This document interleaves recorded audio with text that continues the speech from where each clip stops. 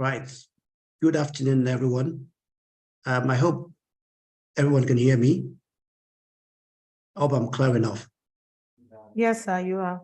Oh, fantastic. Good afternoon, everyone. We'll just give maybe 2 or 3 more minutes for people to log in. We understand that today is Friday and our brothers in the mosque might just be returning from the mosque. So we'll give a couple of minutes for people to log in. And thank you, everyone who have joined in already for taking the time to be here. For those who were here yesterday, thank you as well. And for those joining for the first time today, thank you for taking time to be here. I would like to especially thank our resource persons, Paul, Janet, Nancy, and Dr. Uchiato, who has also taken time from his busy schedule from the Lagos Business School to be with us here today. Dr. Uchi, we're very grateful and thank you for being here. And so today promises to be very interesting and engaging. I would ask that those who have any questions around this topic, they can as well start dropping their questions in the Q&A so that we can take them after the presentations. Please, can I ask that we only drop questions in the Q&A session, please? Comments you can drop in general chat box, but let's just restrict the Q&A box for just questions, so that what tends to happen sometimes is that if you put your questions in the general chat box, there's a whole deluge of comments coming in and greetings coming in there, so it gets lost in the myriad of greetings and all that. So I would just implore that we'll drop all our questions in the Q&A box. Having said that, I'd like to thank everyone once again. We'll just give a couple of minutes for everyone to a lot more people to join in, for those coming from the mosque, and then we'll take this from there.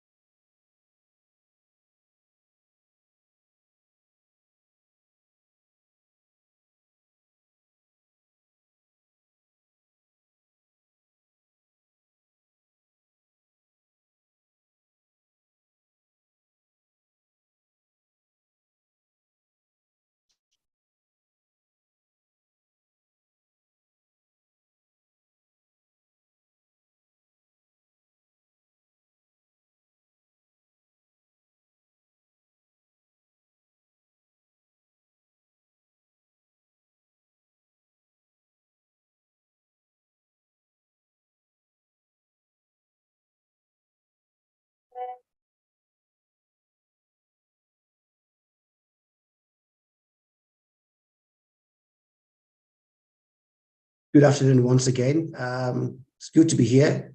I'm sure we will have a great time today. Just talking generally and looking at the topic at hand. So without much ado, I think we'll start today. We're grateful if the slides can be shared on the screen, so I can speak to the topic of today. So once again, welcome those who are just joining in, and welcome others earlier before now. Welcome to those who are just joining in, and thank you for taking the time to be here. And we're very grateful for the turnout of yesterday. Yesterday was very engaging. We hope we have as much engagement as we did yesterday today. I have Dr. Uche here with me. I have Paul Ishayo here with me. I have Janet Anele here with me. I have Nancy Uzom here with me to look at this particular topic, talking points on recent statutory interventions in the employment law space, and to look at how these recent statutory interventions impact on the employment relationship. I mean, for a long time, we have always had the view that the principal legislation that deals with employment and industrial relations in Nigeria, being the Labour Act, has to a very large extent, I wouldn't say outlive its usefulness, but may not be fit for purpose. So if you recall, yesterday, Justice Kai mentioned and did elaborate on the new forms of work.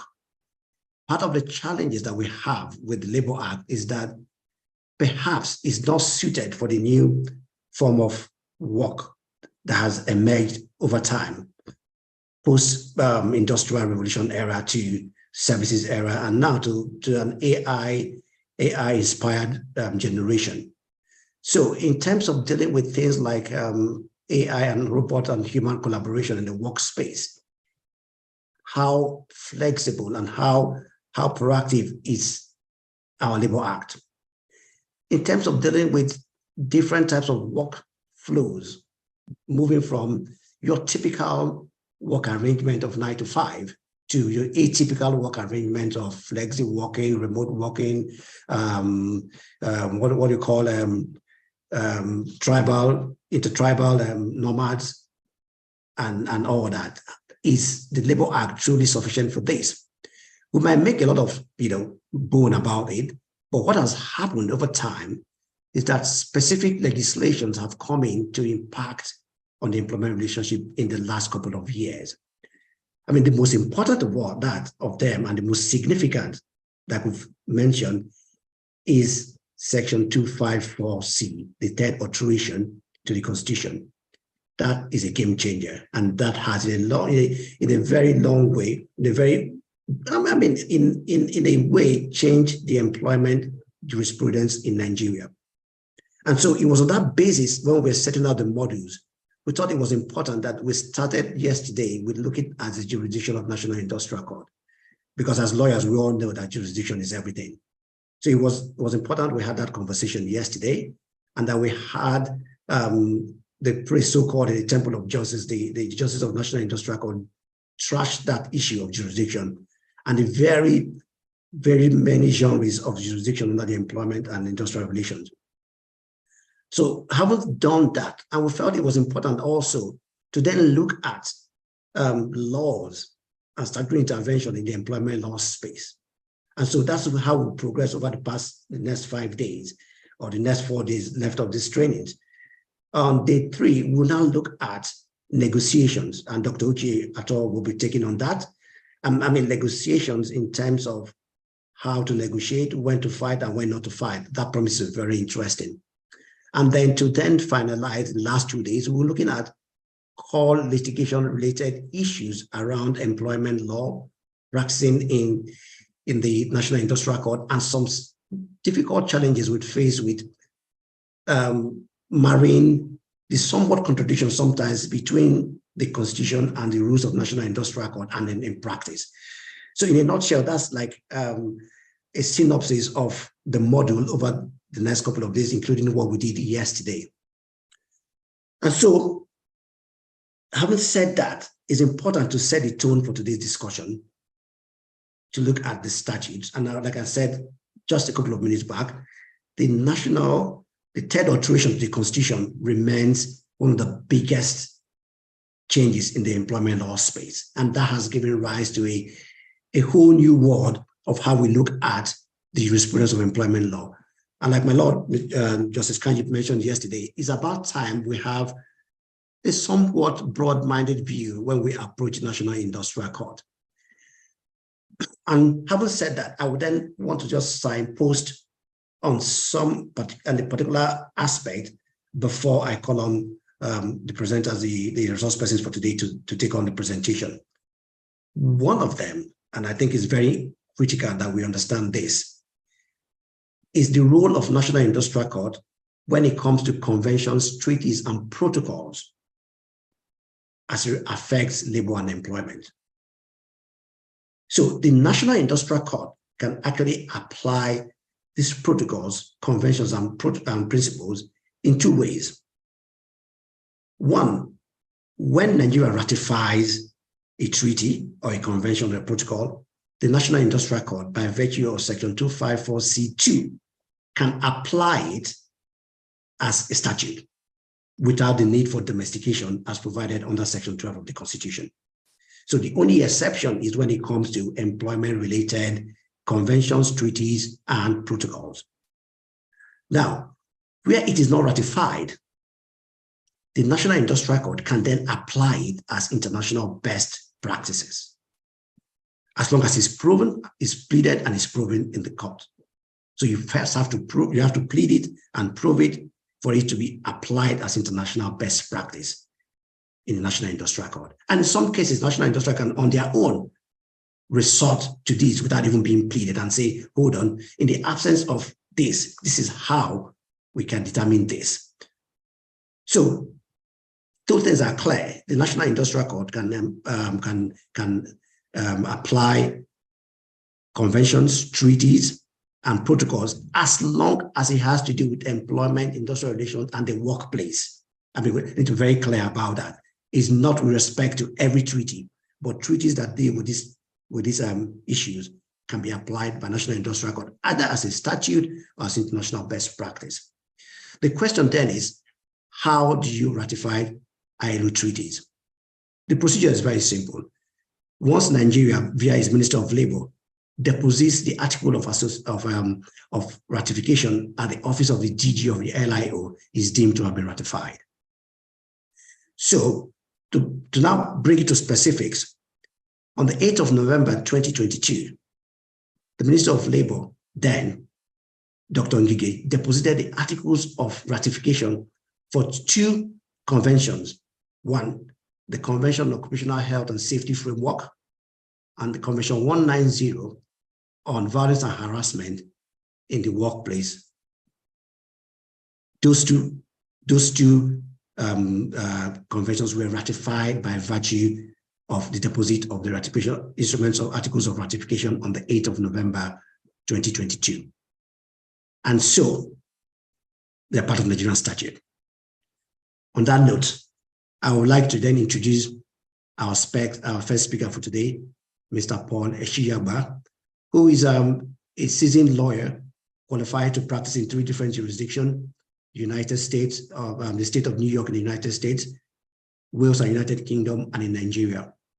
And over time, he's worked in the public and private sector. Particularly, he worked in the Hackney Council in the UK, dealing with employment contracts, redundancies, transfer of employment and transfer of undertakings and protection of employment, and a host of other commercial related transactions with a lot of emphasis on employment law. He will be taking the first part of this training, and then subsequent to that, we will have Janet Anyele, who will then deal more specifically with the implications for Nigeria based on the ratification of Convention 190. So welcome, Paul. Grateful to have you here, and we look forward to a very enriching session to be anchored by you, and then after that, some form of engagement. And just to point out as well that at some point in between these trainings, we will have the Bureau, representative of the Bureau of Employment from the Nigerian Bar Association, address us for about 10, 15 minutes on what they do and how they can be of support to lawyers in Nigeria. Thank you. Paul, over to you now. Okay. Thank you very much, Ose, for the splendid introduction. My terms of reference this afternoon will focus on the aspects of laws that are affecting employees as a result of recent interventions as explained by Ose. So one of the first ones Ose has spoken at length about the alteration in the Constitution. So, and you also mentioned the recent changes in the Pension Reform Act 2014 vis-a-vis employee. So basically, the Pension Reform Act 2014 amended the old act, the old 2004 Act, and in the process introduced quite a number of changes that employees and employers need to adhere with.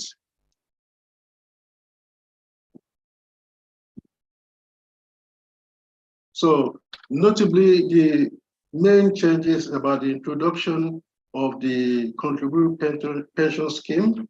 The scheme applies to two categories of employees. These include all employees in the public sector and employees of private organization in which there are 15 or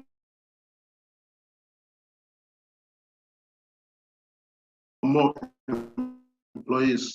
The Act also says participation in the scheme will be governed by guidelines issued by the National Pension Commission, PENCOM.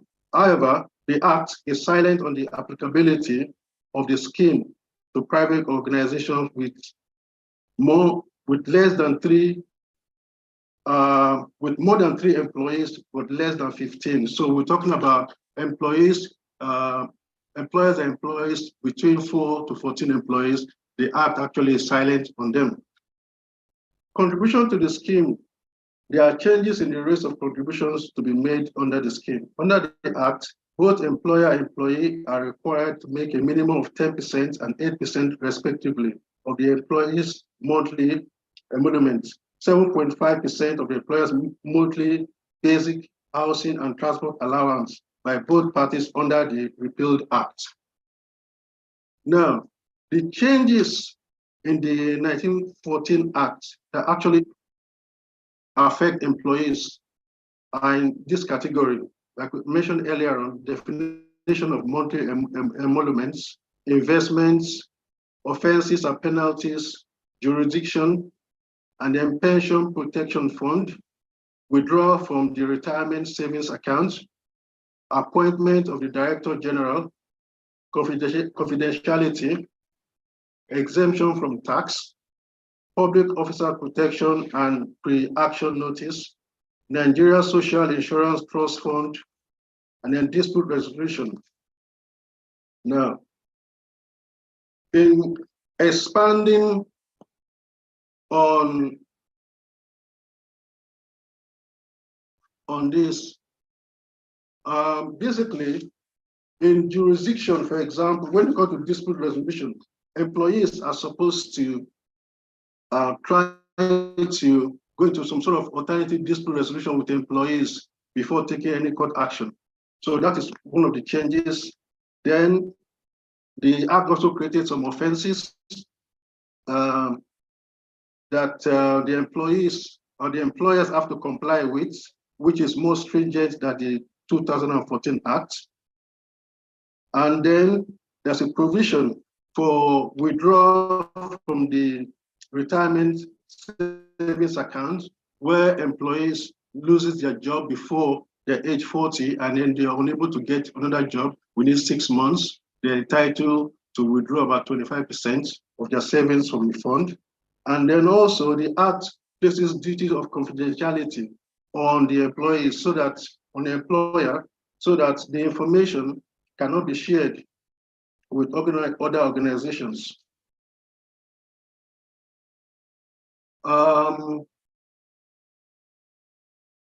There's also the protection of officers and with the issue of pre-action notices as opposed to what was contained in the 2004 legislation.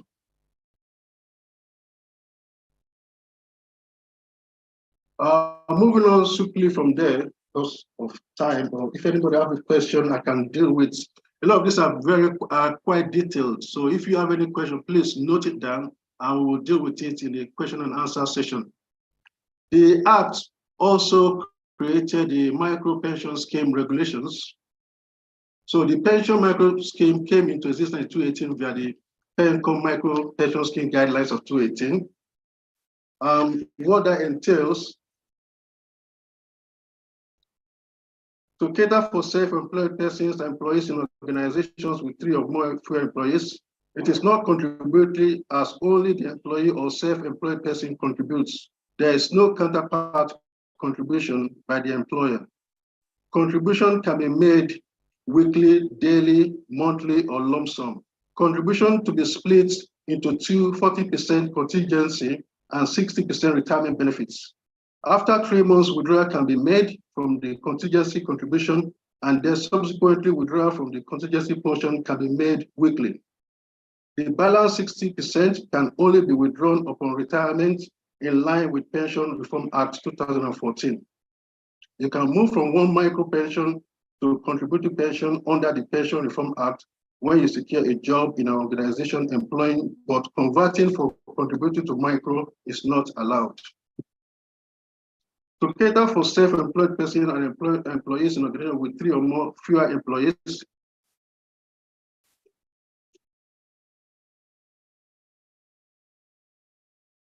so that's the point. Now, those are the points. So we've dealt with now the Pension Reform Act 2014. We've dealt with the issue quite quickly in respect of micro pension scheme regulations of 2018. Another area where changes have actually affected employees is also to do with the DPR regulation on the release of Nigerian employees in the oil and gas sector. Notably, the changes is that there is now a requirement to obtain the consent of the Minister of Petroleum when a company operating in the oil and gas sector intends to release a Nigerian employee. Guidelines on the release of Nigerian employees in the oil and gas industry 2019. So the content should be obtained before the release and not after the release. So what constitutes staff release? Staff release means the removal of a worker in a manner that permanently separates the said worker from the employer. Instances of staff release shall include the following: dismissal, retirement, termination, redundancy, release on medical grounds, resignation, death, abandonment of duty posts. The procedure set for staff release: any employer who wishes to release a worker shall apply in writing to the director for the minister's approval, stating the manner of staff release, the reasons for the proposed release, the compensation due to the worker, any proposed replacement for the worker. The application shall contain a copy of any document relevant to the worker's employment, including the employer's conditions of service as defined under these guidelines. Where the employer fails to submit any required information to the DPR, such application for staff release shall not be eligible for minister's approval. And a procedure for the duty to provide information: every employer shall submit to the director the following information in the manner prescribed by the department on or before 31st March of every year: name and designation of all its workers, the number of workers employed during the period ending 31st March, the number of workers released prior to the period ending 31st March. As provided in Regulation 60B of the Petroleum Drilling and Production Amendment, Regulations 219, any person who fails to comply with these guidelines is liable to a penalty issued by the Director of Petroleum Resources not exceeding $250,000 US And in addition, any permit, license, or lease granted to the person may be withdrawn or cancelled by the Director of Petroleum Resources. Now, having dealt with the PPPR, there are a number of cases that has emanated from these guidelines. The first of the case we're looking at, in applying the guidelines for release of staff in the Nigerian oil and gas industry. The guidelines regulates contracts of employment and requires employers under an oil mining lease, license, permit, any person required to provide any service in relation thereto to obtain the approval of the minister. Now, in the case of Michael Smith Atto and Metroface Energy Services Nigeria Limited, judgment delivered on June 2019. The National Industrial Court said at occasion to refuse to read the repeal 2015 guidelines into a disengaged workers' terms of employment. In that case, the complainant was employed by the defendant for a fixed term of 6 months and its Nigerian content manager subject to renewal by the agreement of the parties. The contract of employment provided that the relationship between the parties may be terminated by a month's notice or payment in lieu of notice. The defendant issued a termination letter to the complainant before the expiration of the fixed term of the employment without obtaining the approval of the minister as required by the guidelines. The complainant filed an action at the National Industrial Court claiming that the termination was illegal and contrary to the provisions of the guidelines, and stated further that the provisions of the guidelines were terms implied by law into the contract of employment. The court held that the guidelines can't be imported into parties' contracts, as the guideline didn't form part of the terms of contracts. The parties already agreed and therefore can't form the basis of declaring a termination illegal or unlawful. This position is consistent with the decision of the Supreme Court in SPDCN Limited and WACA. Furthermore, an employer has the right to terminate the employment of an employee as long as reason is given for the termination of the employment as held in the case of Alliance and Diamond Bank. Hence, subjecting the termination of an employment to the approval of the ministers curtails the employer's right to terminate an employee's employment and also negates the principle of contract law. However, it appears that the essence of the mandate of the guidelines as an employer is to prevent the employer from impeding the local content policy, which is vital instrument aimed at facilitating and indigenizing the oil and gas industry. Nonetheless, the Act doesn't vest the minister with the power to legislate on contract of employment. This is a matter reserved for the National Assembly. Therefore, the guidelines arguably usurp the powers of the National Assembly. This is what the court is saying. Now, validity of the guidelines for the release of staff in the Nigerian oil and gas industry, like in the case of Pegasus and Chevron, following on from the Atto case, the court maintained that the position of the court was established, and then the issue that whether the Department of Petroleum Resources can validly sanction an employer for failing to acquire his consent when the National Industrial Court have held that the employer can validly terminate the employment contract without the DPR consent was resolved. In that case, the defendant embarked on a project geared towards reducing its workforce due to the negative impact of COVID-19 pandemic. Notice was issued to members of the claimant and at the meeting held, and the parties. However, the claimants alleged that 25% of the defendant workforce were issued termination letters in October 2020 without any notice whatsoever. The claimant challenged the redundancy exercise on the ground that the written approval of the minister was not first obtained. The claimant approached the National Industrial Court for a sole issue for dissemination. By virtue of the guidelines of the release of staff in Nigeria oil and gas in 2019 dated, right, the defendant ought not to obtain the written approval of the Minister of Petroleum Resources before embarking on any staff reduction or reduction exercise. The claimant asserted that the employment was regulated by guidelines. The defendant argued that he was bound by the guidelines in arriving at the judgment. The court considered jointly the provisions of the guidelines Regulations 15A of the Petroleum Drilling Regulation Act, Regulation 1969 as amended, and Section 9 of the Petroleum Act, the court relied on the judgment in Nigeria Petroleum Corporation and ANOR and Famfa Oil Limited, where the Supreme Court held that a subsidiary legislation must conform to the principal law, and if any provision of the former is consistent with the letter, the provisions of the former shall be void to the extent of its inconsistency.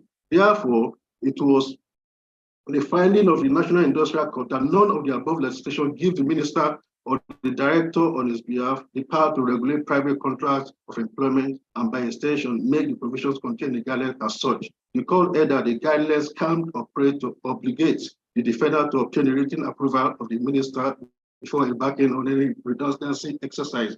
So what the court in a sense here are doing is more or less contrary to what the act is saying, that employees have to seek the minister's consent, but the courts have gone a different way. So all these changes places sort of dilemma on employees that which way do they go, where do they go from there, essentially. We also have the implementation of the ILO 190 in respect of workers' rights, especially women's rights at work, harassment, and unfair discrimination at work. This section of the presentation will be handled by my two colleagues, Nancy Nzom and Janet. So at this juncture, I will stop here for now, and Janet and Nancy will take over from me. Thank you very much. Thank you, Paul, and thank you for that very good presentation, and well, thank you for taking the time to be with us here. Before I call on Nancy and Janet to discuss the very interesting and vast issue of sexual harassment or harassment and violence in the workplace, just to set the tone about this. I had mentioned this earlier prior to Paul taking on the topic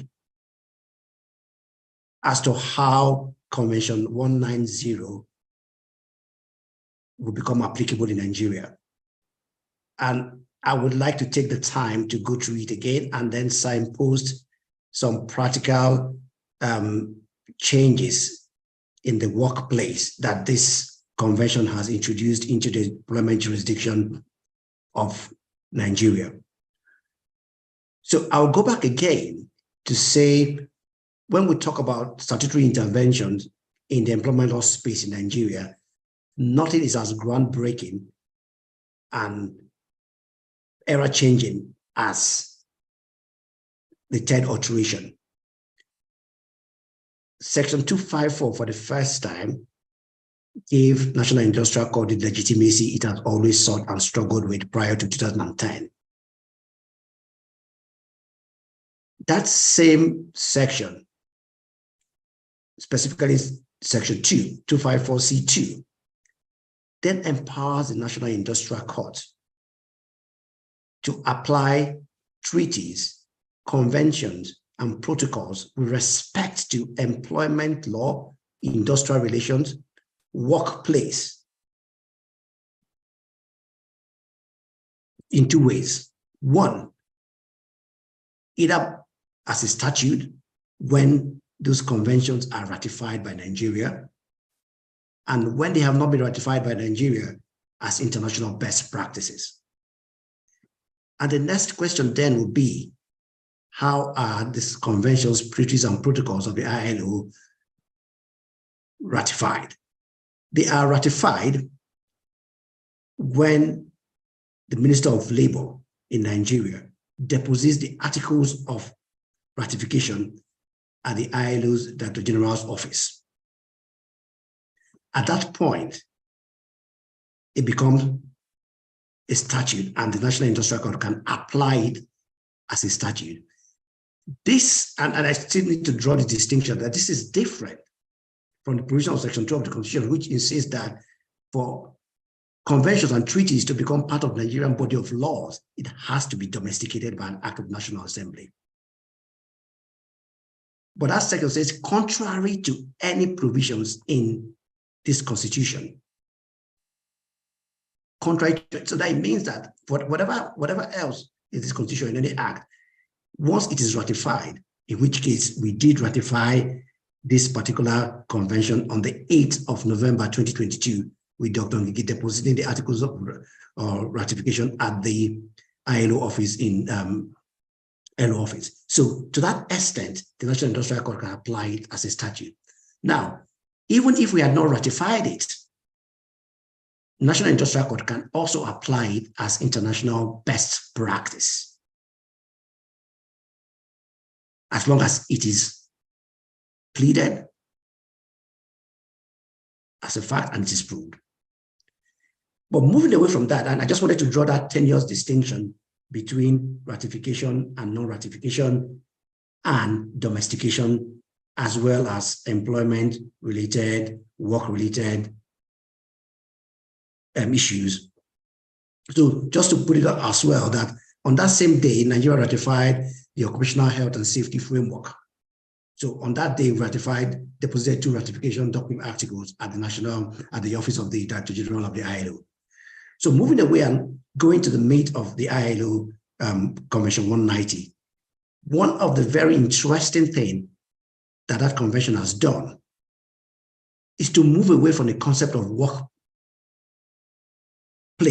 to the world of work. So the convention does not just affect the workplace, it affects the world of work. So the world of work will be from the point of application to committing to work, all work-related activities, outside training, internal training, business meetings, visitors, to the point of ex-employees, all situate in the world of work as different stakeholders. So unlike typical legislation that would say in the workplace accidents, workplace injuries, workplace harassment, this is taking into cue the fact that the workplace as we know it today has morphed and evolved. So the workplace is now not just a place, but is now the concept of the world of work. And to that extent, it has huge implications for employers in the workplace, outside the workplace, in the private sector, in the public sector, in the organized private sector, in the informal sector, and even in domestic affairs. So it's very important that we take the time to actually listen to this next couple of minutes and see. I mean, very important for us to also start to advise our clients, as it makes it almost imperative now for employers to have in place some processes for redress, some processes for investigation, and some processes for compensation, as well as training around this topic. And that's why we always thought it was important that this topic is truly drilled down and really exposed for what it is, so that we have a clear understanding and a deeper understanding of the concept. So at this point, I would like to call on Janet and Nancy to then take us through the next couple of minutes on this slide. Thank you, Janet, for taking time to be with us from here. I know you're very busy, but you've taken time to be with us today. And thank you, Nancy, for being with us as well, considering your peculiar circumstances at the moment. And we look forward to another engaging session, and then there will be questions and answers after this session. At this point, I'd like to thank Leonard Silk in Namibusi for joining us. You'll have to join us in answering some of the questions here as well. And Okechukwu Memo, one of our resource persons, for joining us as well. You'll be helping us take on some of the questions. Thank you. And over to you, Janet. Thank you so much, Jose, for setting that pace. So without flogging too much on the conversation, I'll just move in. So this particular slide was developed by myself and Nancy Nzom, and she will be coming in later during the Q&A section to take us through.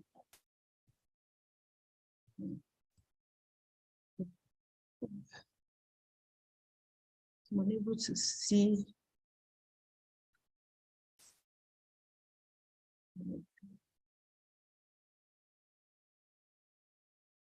My screen is frozen. I don't know why.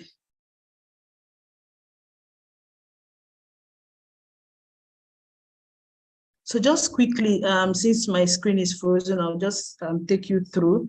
I think, Nancy, if you're able to share the screen from your end, or if it comes in handy, I would come in quickly to say this. So Nigeria ratified the ILO Convention 190 on the 8th of November 2022. That was when it was actually deposited with the ILO.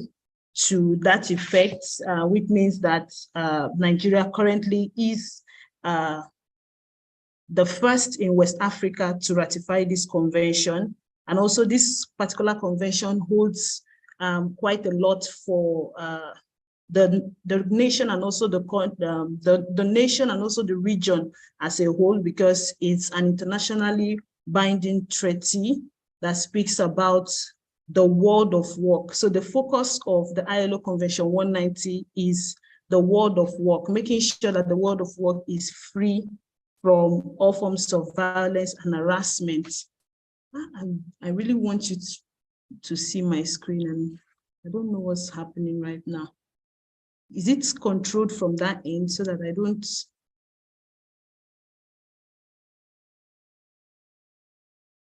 So Janet, you can just continue and just speak through it, and let's see. Yeah, okay. Is it better? So I'll just leave it this way so that if you can see it. That's okay, fine. That's fine. Thank you. So just quickly, the C190, like I said, did not come alone. It came with a recommendation 206, which kind of spell out what states can do to ensure that this particular convention is implemented effectively. And this convention internationally went into effect on June 25th, 2021. And it's also a unique way of ensuring that the workplace is dignified and respected. And one great value that makes this convention very powerful is the fact that it is both global and tripartite. So when we talk of tripartite, we're looking at three parties coming together to making sure that this particular convention is holistic. Worker rights organizations representing workers, employers, and then the government was also represented during the formation of the ILO Convention 190. So why is this so relevant? Why is the ILO Convention so relevant? It protects all workers. So he did not use the name or the title employees. It says all workers, meaning no category is reflected as the one that is most affected more than the other. It takes into recognition that gender-based violence and harassment affects workers. So, and I'll tell you the category of workers as we move on that is most affected as highlighted in the ILO Convention 190. And in this particular convention is also stating that gender-based violence and harassment can happen or happens in many private and public workplaces in Nigeria, with so much emphasis on the root causes of this, which includes discrimination, marginalization, and this particular convention is very listed identities or factors that can exacerbate gender-based violence, such as your race, disability, ethnicity, migration, religion.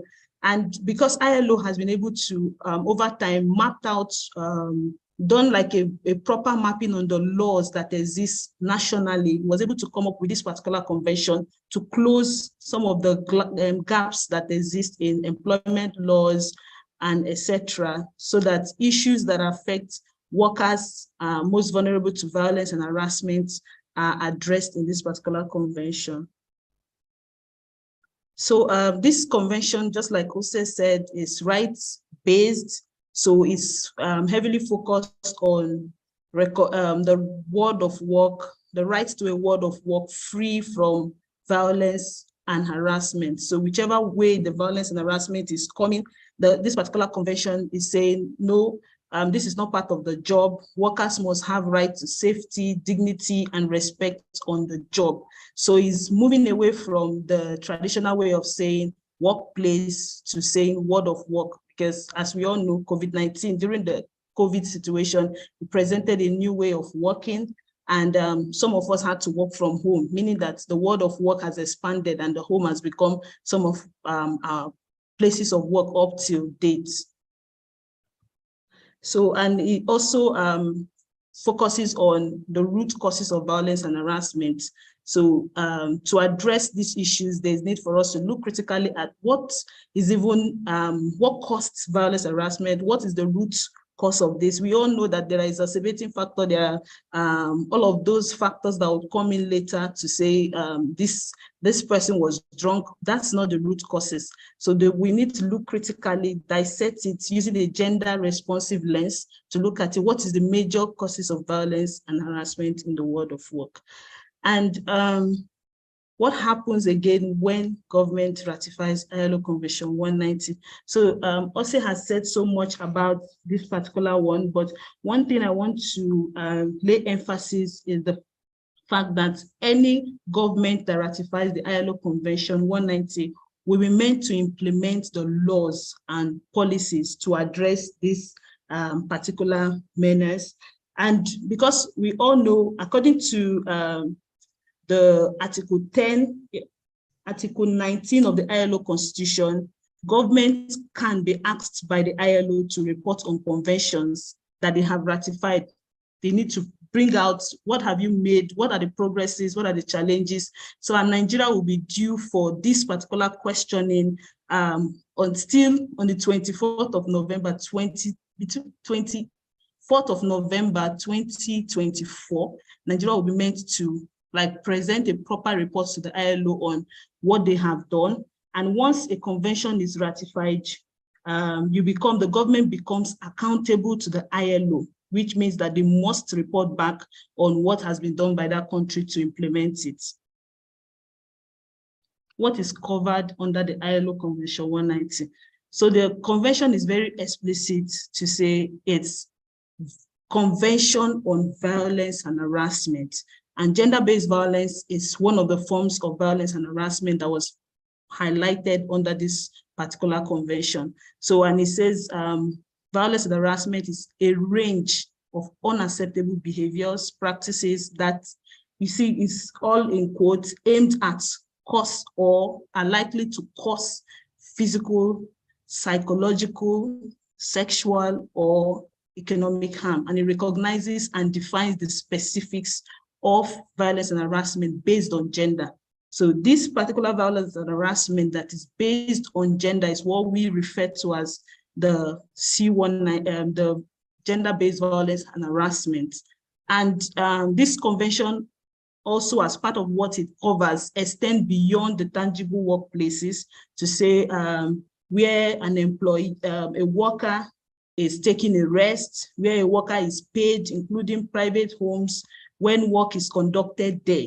So just like I said, the world of work has expanded, work-related communication, sanitary facilities, commuting to and from work. So if on your way back home and there is any form of violence and harassment, this particular convention covers and it bestows a kind of responsibility for all persons, both governments, employers, and also the worker. The worker has a duty to report, and then the employer has a duty to take action. The government also has a duty to formulate laws and also make sure that they enforce these laws. Does this convention leave anyone behind? So this particular convention provides protection for all workers, not just employees.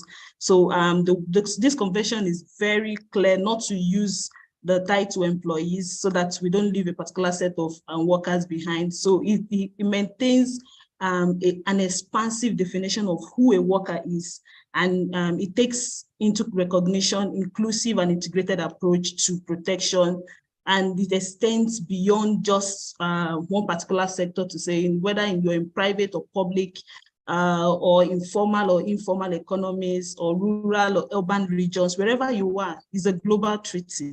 So it applies to all categories of workers wherever they work.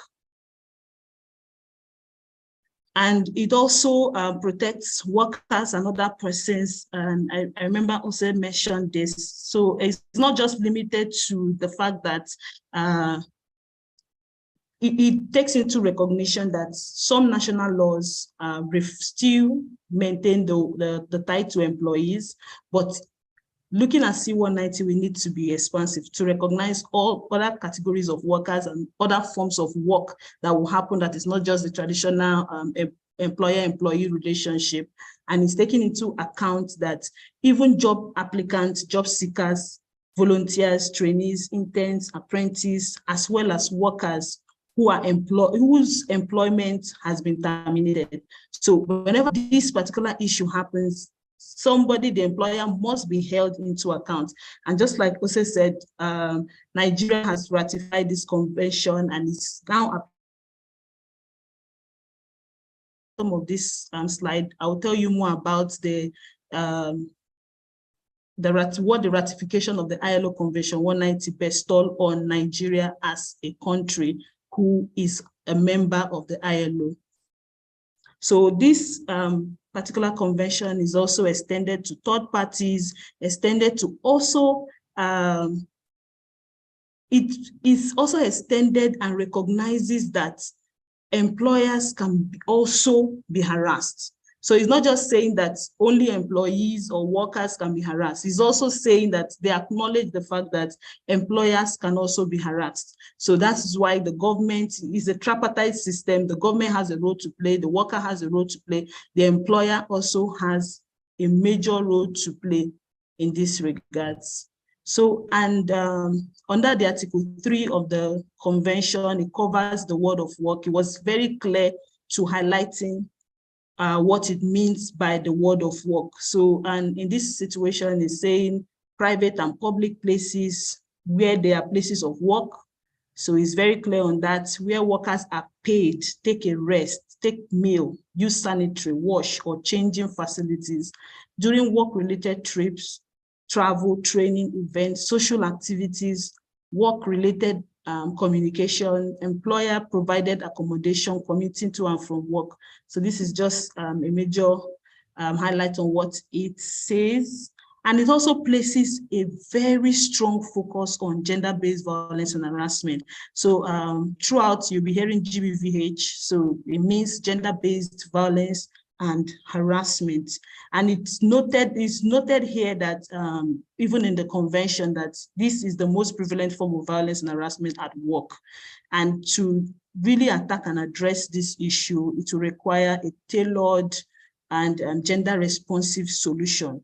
So understanding gender-based violence is very critical to implementing the C190. So if you don't understand what constitutes gender-based violence and harassment, you will not be able to implement the C190 accurately.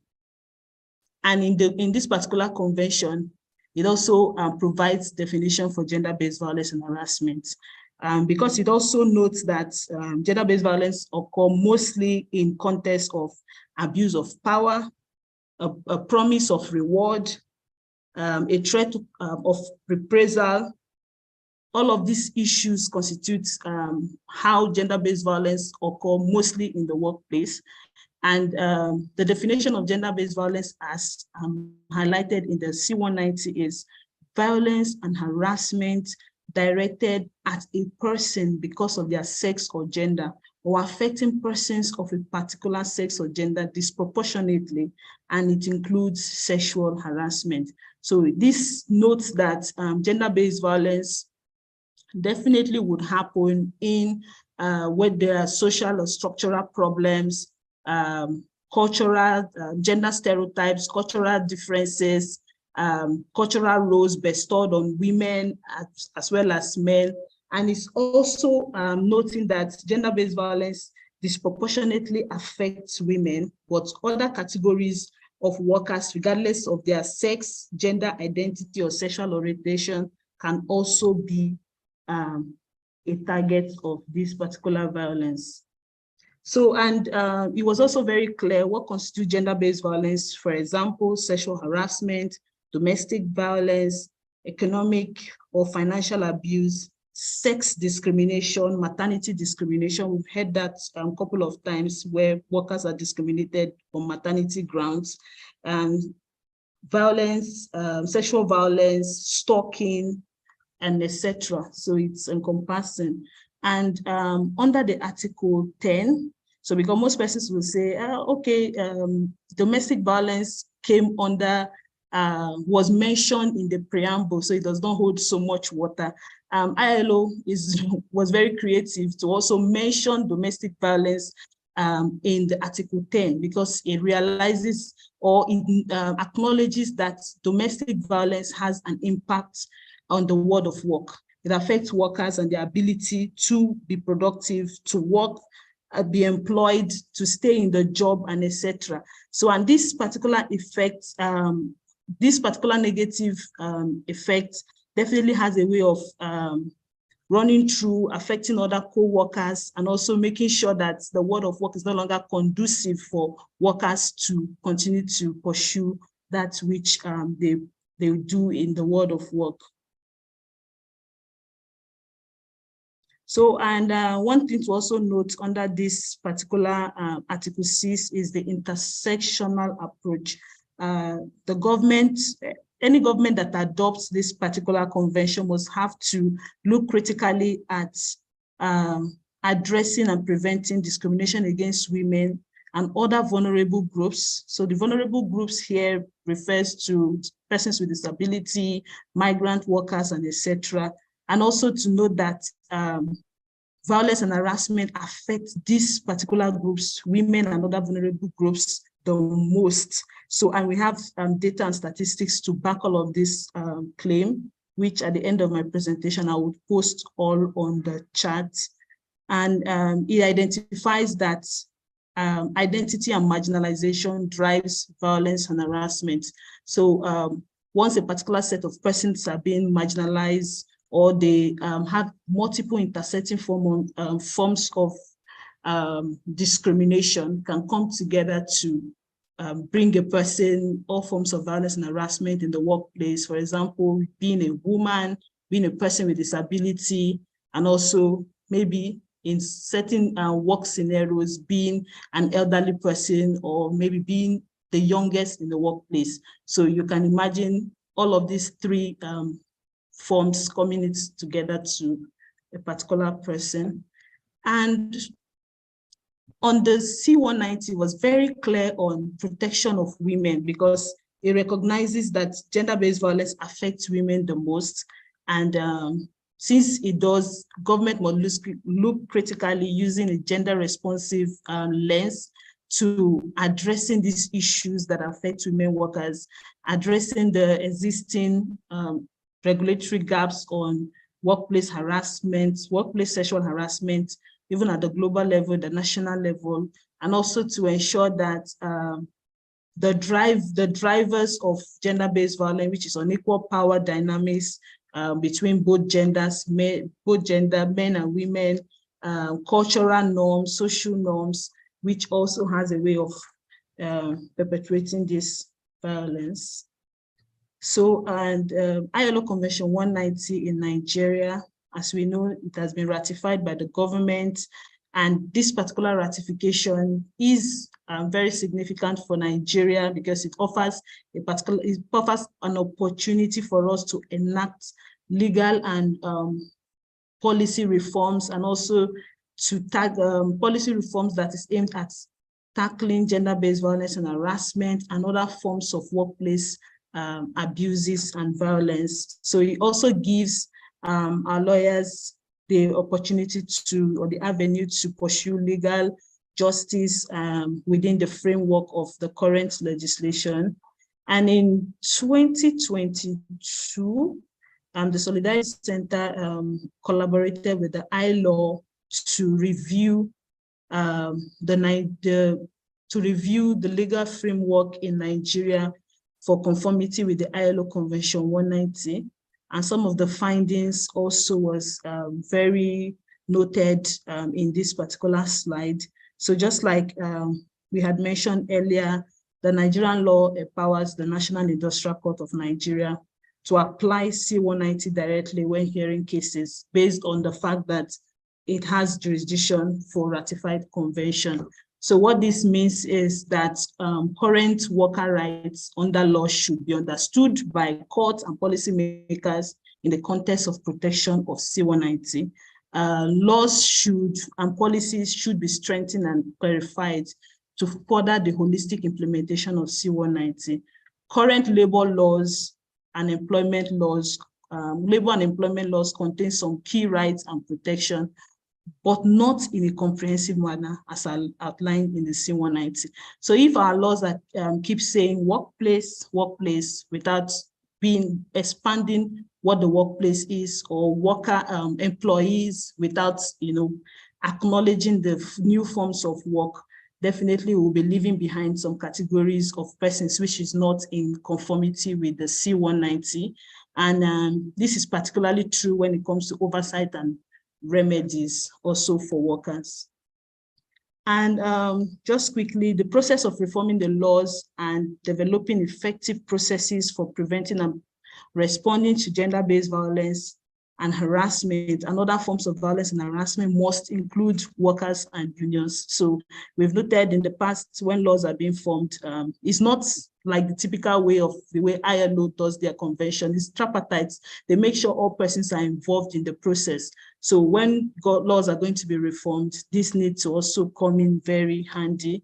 And labor laws should fully reflect an expansive right to be free from all forms of violence and harassment. That's why it's highlighted all forms, not just a particular form of violence and harassment. As we all know, most times our national laws does not reflect the expansive definition of who a worker is. So the ILO Convention 190 is explicit in that regards to say all workers, irrespective of where they work, informal economy, non-standard form of employment like gig and etc., should be covered under the law. And then the protection should be extended to all workers, not only employees. So this is it. The law must also ensure that employers are held accountable. So this also was reflected in the C-190. Employers need to be held accountable for preventing and addressing violence and harassment at work. And this should be clearly reflected in our laws so that employers know that they have the duty as outlined in the C-190 to prevent this, and also to establish broader obligations to ensure safety and health for all workers. And the law, this law must be, rigorously enforced. Nigeria is good at, ratifying and etc. So there's need for us to enforce these laws and also to monitor the implementation of this particular law. We know the Occupational Health and Safety Convention has been ratified. So definitely our laws should be expanded so that gender-based violence can reflect under the existing laws as also an occupational health and safety concern. So, and this is also highlighted here on this particular slide. And labor inspectors must have a clear mandate to investigate and address violence and harassment, and also be trained, because most times, if you don't understand what gender-based violence is and what constitutes gender-based violence, the impact of gender-based violence and the consequences, we're likely not to take adequate action. That's why the C-190 came with a very valid recommendation 206 that highlights what all needs to do, both the worker, the employer, and also the government in this regards. I think this is done. So C190 protects the world of work, so I won't dwell so much on this particular one, but just to highlight that in theory, the obligation to ensure safety on the commute and in public places should be covered by constitutional provisions, so guaranteeing equality along with the VAP, but it may be difficult to achieve effective, timely justice without further action. So definitely, we know that we have an existing law, which is the VAP, but it's not explicit on this regards to cover the world of work. But that is why this particular convention gives like a very valid guide, and the fact that it can be applied in the National Industrial Court of Nigeria on workplace issues. So it gives us, even both the social workers and also the lawyers, the opportunity to pursue justice in that particular court of law. Government must create safe, gender-responsive, effective complaint mechanism. So it has always been the practice for our reporting system not being clear. So even in the workplace, this must be reflected for workers to be able to report this particular concern as it comes up. And just quickly, there's need to address and prevent retaliation. So retaliation under the convention was frowned at because it can also lead to, it's also a major barrier to persons not wanting to come forward to report and also to seek full range of remedies when this particular issue happens. So the C190 is saying, and there's need for us to address retaliation and also for workers to be provided with full range of remedies. And who would provide this full range of remedies? The employer. So that's why he's saying employers must be held accountable to prevent and address gender-based violence. So this came up clearly in the C190. And also survivors of gender-based violence and other forms of violence and harassment must have full range of remedies. I think I've covered this. And workplace protection to address the impact of domestic violence on the world of work. So this particular one usually would raise concern even among lawyers to say, okay, how did domestic violence come in? That's why he's saying addressing the impact of domestic violence on the world of work, because he realizes that domestic violence has a huge impact in the world of work, and all workers must be protected. We've seen situations where the perpetrator or the partner, because domestic violence is also called intimate partner violence, would follow the survivor to the workplace. And there was a particular case that was shared where the perpetrator or the husband followed the woman to the hospital with a knife. So it has strong impacts on the workplace, so and must be addressed accordingly because it's reflected on the convention. And laws must protect and strengthen the rights to freedom of association and collective bargaining agreements. Definitely, all workers, as highlighted in our constitution, must have rights to freedom of association and collective bargaining. So, and our laws must make sure to reflect this adequately, noting that workers have the right to organize and to demand for their rights. So when you hear feminist organizations, trade unions campaigning for the adequate domestication of the law so that it covers all categories of workers explicitly, it's not out of the law. We should or we must have rights to freedom of association and collective bargaining under the law. And there's need for public education and awareness raising. So the C190 is saying you can't do this if you don't have knowledge of the convention. So all workers need to know their rights because we all have a role to play. So there's need for all workers to know their rights under the law and where to obtain support where there are issues of gender-based violence, legal support, psychosocial, health support, whichever that the survivor needs must be provided in a survivor-centered manner. Noting that trauma is also a major barrier to survivors not seeking support under the law. So both lawyers, social workers, all responders must have that knowledge at the back of their mind that trauma is also a major issue that may prevent survivors from coming forward, or victims to sharing their issues when it arises. So thank you. Over to you if you have questions and answers. Wow, Nancy, Janet, thank you very much for that very good elucidation on Convention 190.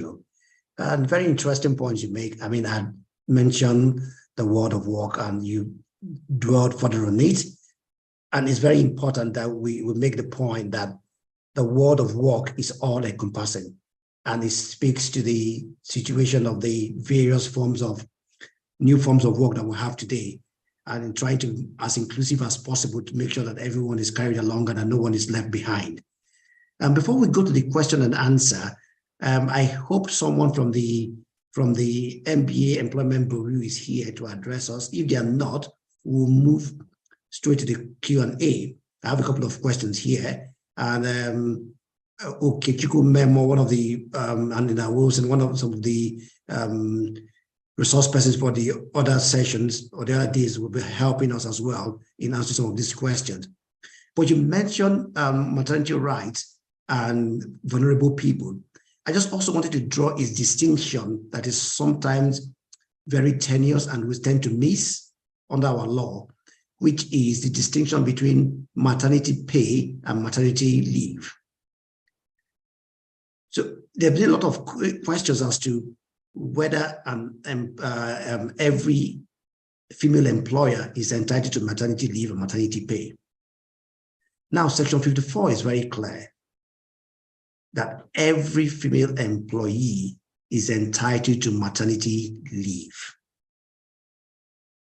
So even if she starts work today, once she submits her EDD date based on issued by a doctor, she's entitled to maternity leave. Maternity pay is based on months of service. So to be entitled to maternity pay, the employee must have done at least a minimum of 6 months. So that is to ensure that everybody gets maternity leave, but you must have done some work for the organization to be entitled to maternity pay. And that is because in Nigeria, maternity pay is paid by the employer.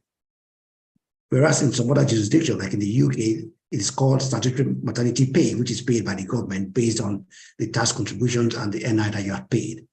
So that's just to draw that distinction and to say something we should just keep in mind. Thank you very much, Jane, once again. We have about 20 questions here. I will just start with, Jane, I would push this to you to start with. But before I also start, let me just mention that let's not get the impression that Convention 190 only affects women. It applies to both male and female because violence and harassment can be the other way. So sometimes we tend to look at it from the prism that it's only women that are harassed, sexually or domestically or otherwise, or violent or harassment, which includes sexual harassment. But we must push the point and make the point again that everybody can be a victim and everybody can be a perpetrator.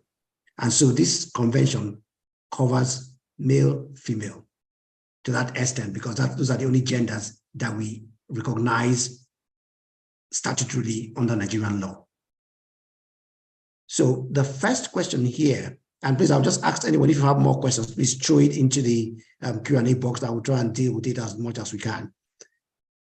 Can you please throw more light on the implementation of the convention in cases of domestic violence? Janet, I know you mentioned it, so can you just re-emphasize it?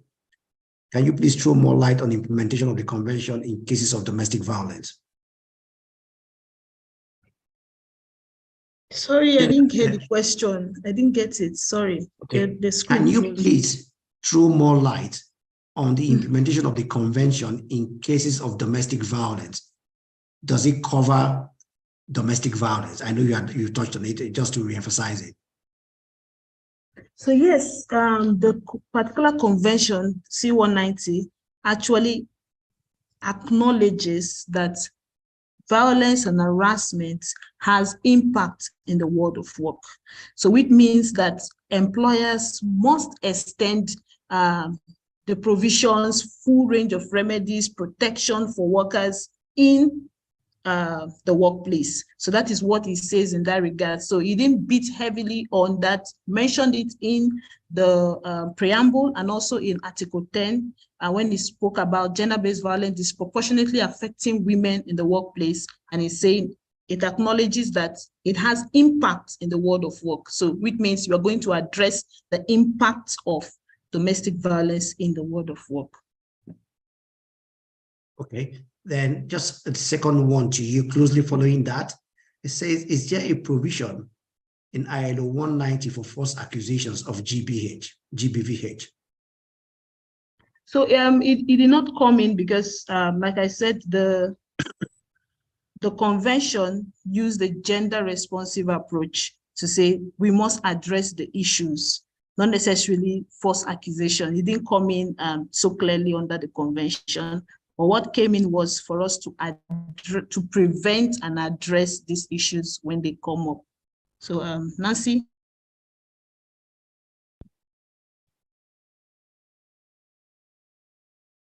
I'm not sure Nancy is here, but I would also add that in terms of implementation and organization designing the policies on this, there will be the need, because it's a clear and present danger, and we know that there will be false accusations, generally both ways. So the property will be for organizations in setting out their policies on this, reporting policy, disciplinary measures, the grievance policy, and the remedies, to also outline a policy with what happens when there's a false accusation and what can be done. And if the false accusation is manifestly, how would I put it now, in bad taste, how would I put it, and then, or if it's a genuine mistake or an error.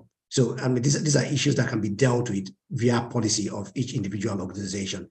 But generally, there should be, in terms of implementation, part of what you have is a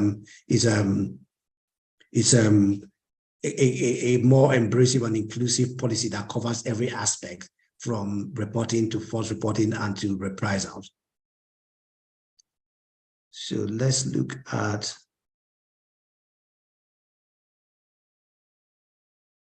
So the question here, I mean, let's just deal with all the questions around the topic.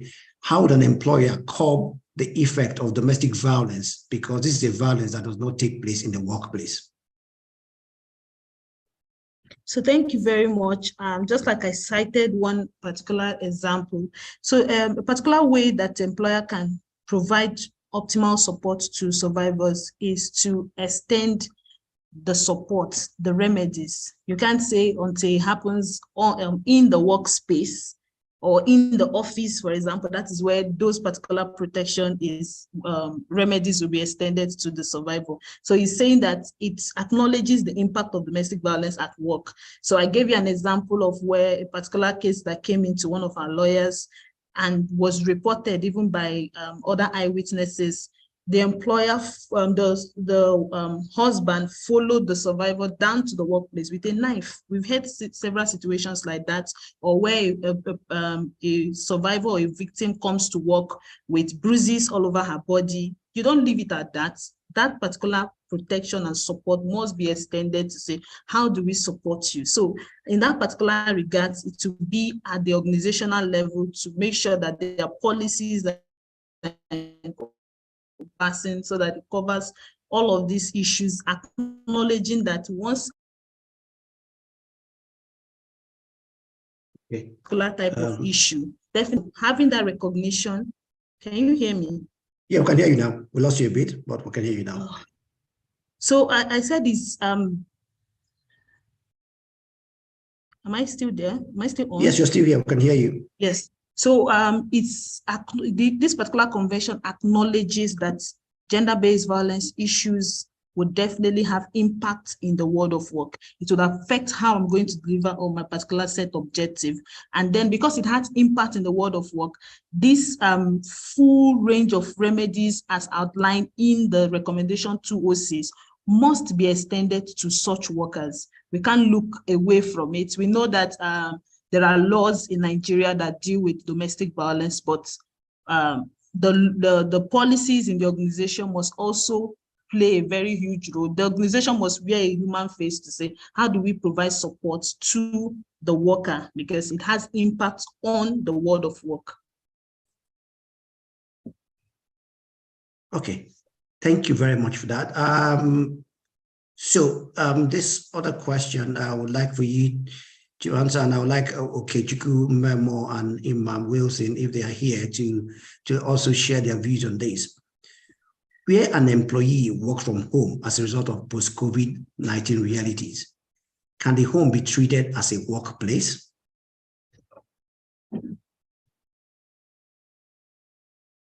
So this is to me, right? Yes, and to the other two resource persons here. Yeah, you can start. So yes, it was clear in the C-190 where work is done, paid, whether you're a trainee or whatsoever, where work is done. We know some persons, the home has become their world of work. So we can't look away from that. So once there is that understanding that this is my world of work, this is where I work, the employer should be held accountable when gender-based violence issues happen in that particular vicinity. Okay. Okay, Chukwumemo, do you have anything to say on that?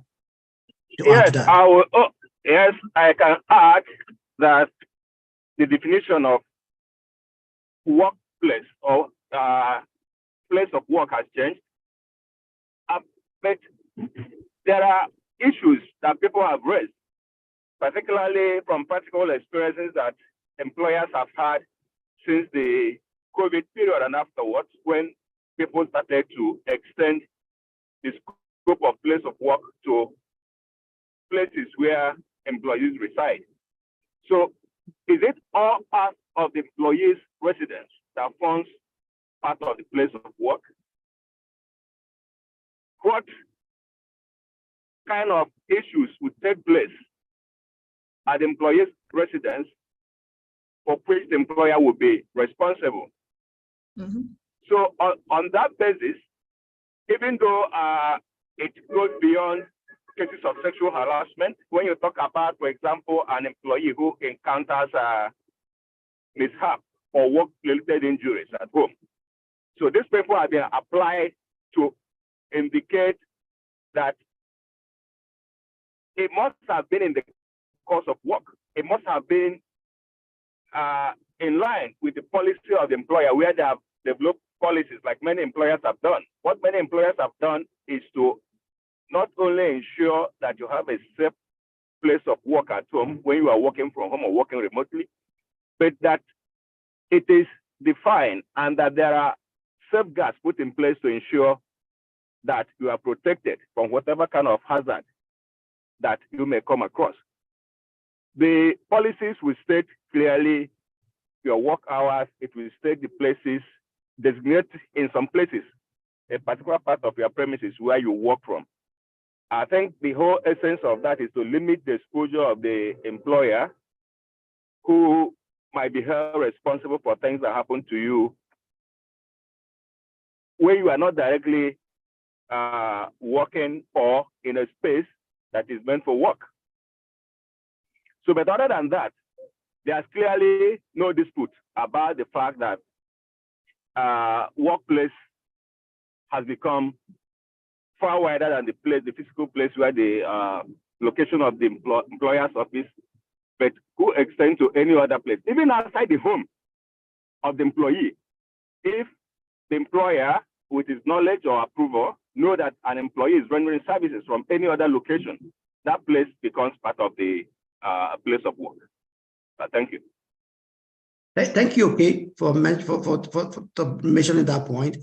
And specifically, I mean, with relation to workplace injuries under the Employment Compensation Act, Employee Compensation Act, it's very clear that for the purpose of injury, I mean, just to signpost that, for the purpose of injury, I'm not certain if it's section 12 or 16 anymore, but it says that for the purpose of injury, anywhere that the employer and employee agrees to be a place of work will be deemed as a place of work. So like you said, it could be anywhere, it could be even in a car, and both parties have agreed that this is their place of work, that will be deemed to be the place of work.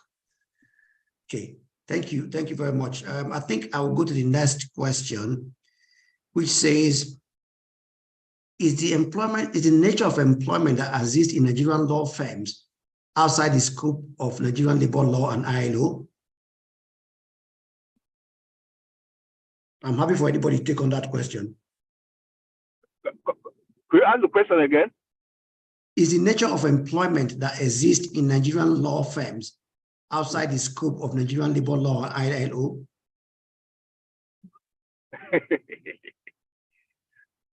Clearly, it is not. I think maybe the framer of the question might have something you want to talk about law firms. Well, there's something else, and I'm just thinking if this is the right forum to address that. I think I would find this. Yes. Lawyers supposed to be held to a higher standard. Indeed. Lawyers supposed to be held to a higher standard. There are things happening in law firms that might prompt somebody to ask this kind of question from things that people have been hearing. And there was once we had a seminar organized. We were involved. I think it was SBA, and the topic of sexual harassment was in play. And female lawyers actually spoke out about the experiences they've had in their places of work. Presently, there's one brewing in Ibadan, even though it's still subject to investigation, so one is not allowed to draw any kind of conclusion. But female lawyers who work in a particular law firm has protested. Formerly reported at the NBA meetings and other fora that this particular senior lawyer has subjected them to sexual abuse at work. And the complaint has become so common that the branch had to invite persons to make formal submissions of complaints so that they will be able to take a decision whether it has merit for them to take the necessary action and report to the disciplinary committee. So the obligation for lawyers, just like any other employer, is that these conventions, international best practices, the same decisions that NICN have reached in several cases, including the Microsoft case, it applies to any workplace. You might even have only 2 employees.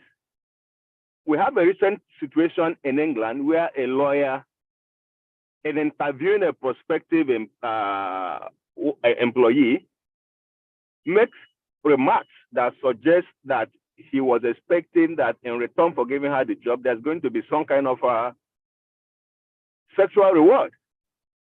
The person has not been employed yet. It was in the course of interview, and she felt that the remarks the man made was prepositioning her for some kind of sexual exploitation. And she reported the matter, and the Law Society took decisions and fined the lawyer. So I think that the lawyer have that obligation in Nigeria as well, even to the same standard, and that if there are issues where sexual harassment has taken place and lawyers are lawyers become aware of it, they ought to assist the victim, assist the survivor, ensure it is properly investigated, and that is escalated to the requisite disciplinary body for lawyers in Nigeria to also impose sanctions on such ailing lawyers. Thank you. Thank you, Okechukwu. There's this other question for you, Janet. So what happened to an employee who works an accident on his way to work, who takes responsibility, the employer or employee? Does Convention 190 cover this aspect? Jane, you might need to put on your camera at this point so that people can see you. I think we actually turned it off because of the bandwidth issues then, maybe so that the attendees can actually see you. Jane, did you hear that? Janet? Janet?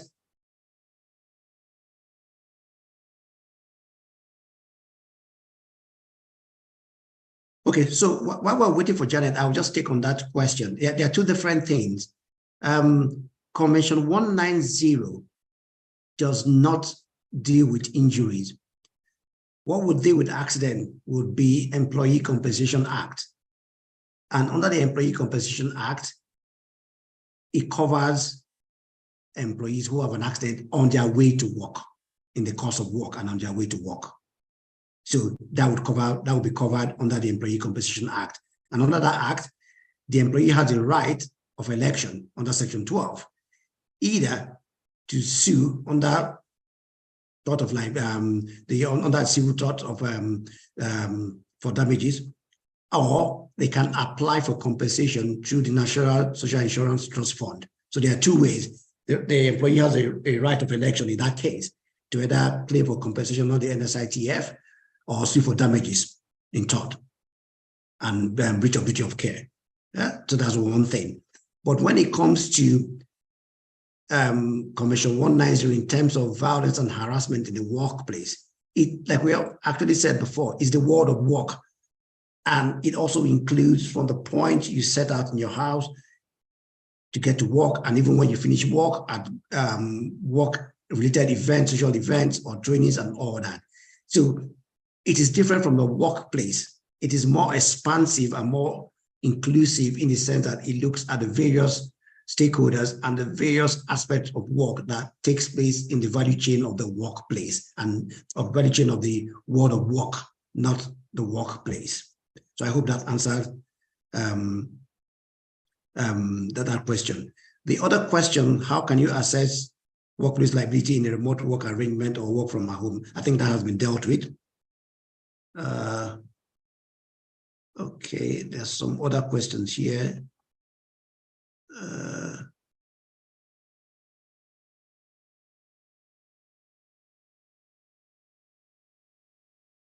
Let's see those.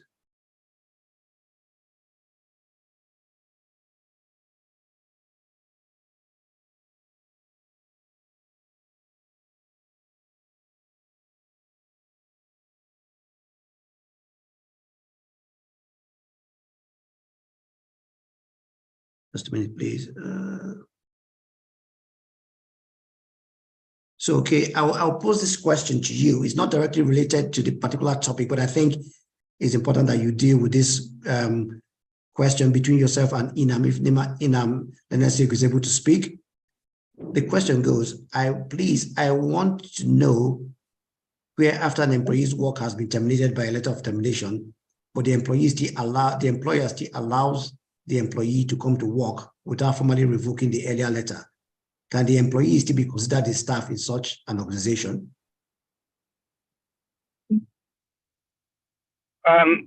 Yeah. What I want to clarify is when you say allowed to come to work, it could mean two things. Okay. If the person attends work, maybe I've been terminated yesterday, you come to go in there, maybe to hand over and do some part of for your exit. As opposed to after the said termination, the person comes back, resumes it with normal scale of duties, and you pay his salaries. Obviously, that termination can no longer stand because even though you did not state in clear terms that you have reabsorbed or reemployed the person, by allowing the person to return to his duties and performing them and receiving salaries. In fact, in cases where there are no written contracts, the Natural and Industrial Court has determined that the payment of salary is evidence of employment. So if the person returns and assumes duty and continue to receive salaries from that same employer, that termination has been overtaken by events. Okay. Thank you. Okay. Thank you for that intervention.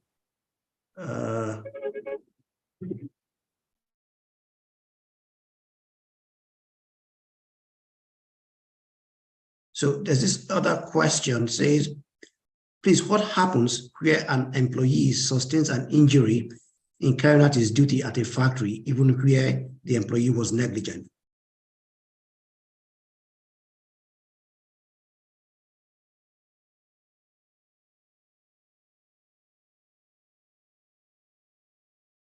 So, Hello? yes, did you hear that? No, please come again. What happens where an employee sustains an injury in carrying out his duty at a factory, even where he was negligent? Where the employee is negligent. Yes.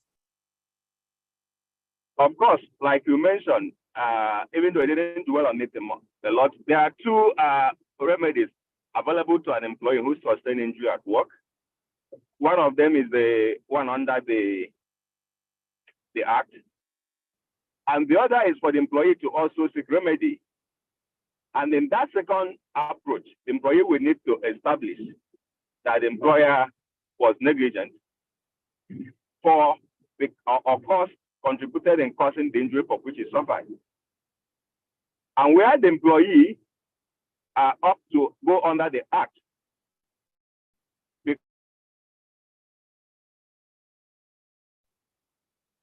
it will not be material whether it was caused by the negligence of the employee or not, because it is a workplace injury, as opposed to where the employee has elected to sue the employer for that injury on the basis that the employer has been negligent or failed to provide adequate safe work environment. Okay, thank you. Okay, I will need to add some context to that. And I mean, the employee can only elect to claim under the Employee Compensation Act where the employer actually contributes to the scheme. So because it's a no-blame act, whether you're negligent or not, you can make a claim, but that presupposes that the employer has been contributing to that scheme. That is the only time where the employee can claim for compensation under the Employee Compensation Scheme managed by the NSITF. So just to put that in context as well. Yes. Okay. So there are a couple of more questions.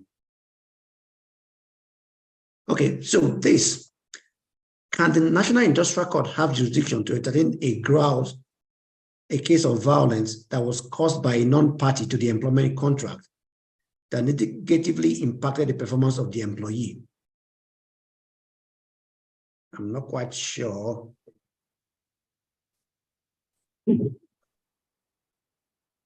I think we covered everything that happens at the workplace.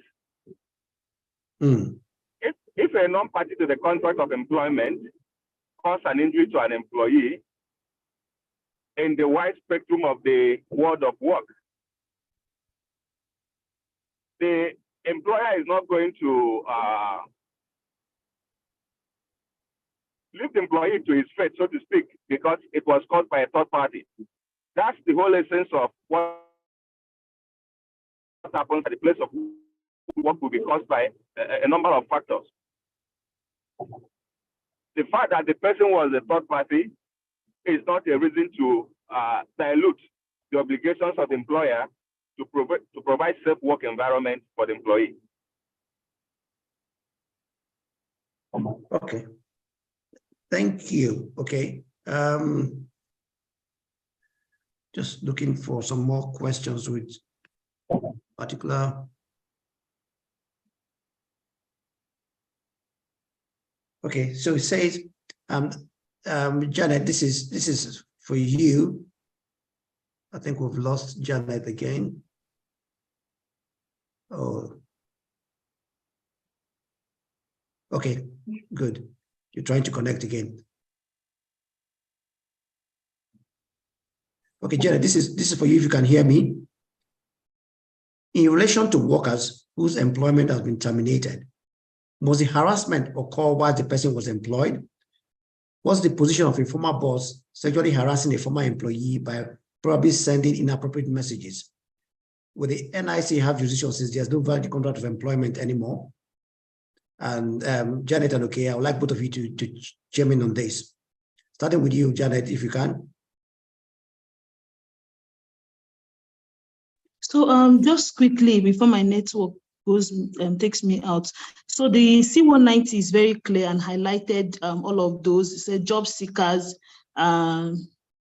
whatnot, and trainees, interns. So it also recognizes that these issues can also persist even when you're looking for a job, so which can also be flagged at that. I remember there was a particular case that was brought in, I think the Microsoft case, which was always referenced. The employee had already been terminated, but he still went straight to court. And as lawyers, we all know that evidence due would count in this particular submission. So, but nonetheless, you need to keep track of these issues. From experience, this harassment has also happened to me. So, good thing to do that we always tell people is a pattern. It's not just it's not just you. There's always that pattern on how the abuser chooses to abuse. So there's always a pattern. So it may not just necessarily be just you. So you start putting together your findings, but from the C190, it's very clear that even if you're a job seeker, the protection is still extended to you once you experience this abuse. Thank you. Yes, Thank you. Okay. If I may add, why I agree completely with Janet. However, for the purpose of sexual harassment at place of work, if there are no post-employment obligations or other things connecting to your previous employment with your former employer, and then there's sexual harassment, then of course it will be sexual harassment on its own, but not sexual harassment at the workplace. Because part of what sexual harassment at workplace looks at is sometimes the vulnerability of the person who has to work, report to work to this place, or sometimes who have to work under a superior, a supervisor, and that avenue that is provided by virtue of the person coming to that workplace, and the duty of the employer to ensure that that space is safe and devoid of harassment of this nature. So if it doesn't have that employment relationship again, it has no obligation to that former employer again, and sexual harassment happens at that instance, in my opinion, it will likely be treated as harassment that happened outside the workplace, not the workplace sexual harassment.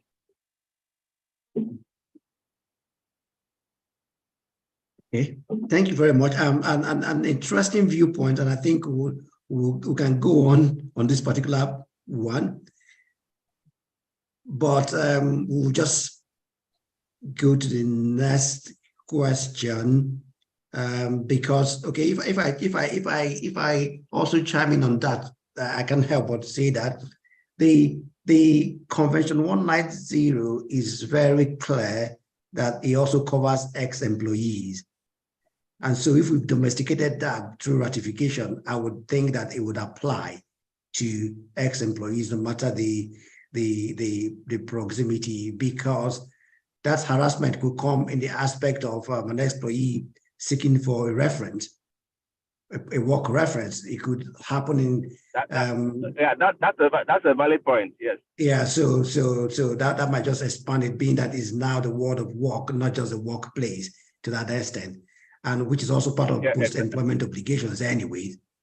Yes. So I think it could be a function of fact. That was why I said earlier that if there are no post-employment obligations or commitments. So Dr. Uche, I thought just joined us. Dr. Uche, I thought you want to chime in on that?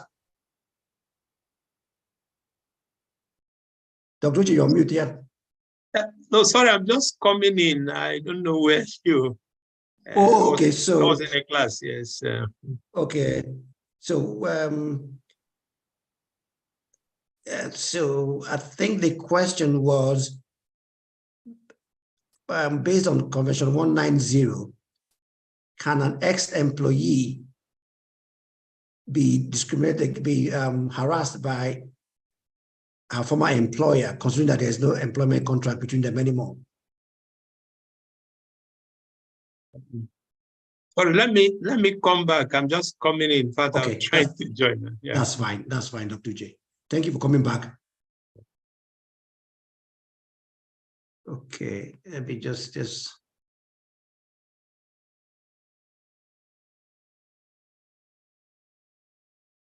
So there's this question again. It says, I mean, this is gender specific about this. What are the available options to a woman who feels that she has been harassed mentally in the workplace? Janet, can we hear from you on this? So I think on this, the C190 is saying that employers must provide a range of options for the survivor to gain access to this. And it shouldn't just be looked at as, in Nigeria, there's always that, okay, what do you mean by mental harassment or mental health issues? So all of this range of support services must be made available to us. And that is why it's very holistic on how it addresses these issues, not looking at it from one perspective, but from a very multi-sectional, gender responsive, intersectional approach. All of this must come in while we provide these support services. So it must be embedded into the policy. So the convention gave us a recommendation to OCs on what employers need to put in place to make sure that the workplace is safe and workers can have access to a range of options when these issues happen. So we need to look critically why the C190 is binding is a law. We also need to look critically at the recommendation 206 on what needs to be put in place. What do we need to put there to make sure that everybody can have access to these support services? I think the health insurance is there, which is also like a good starting point for people to gain access to all of these support services.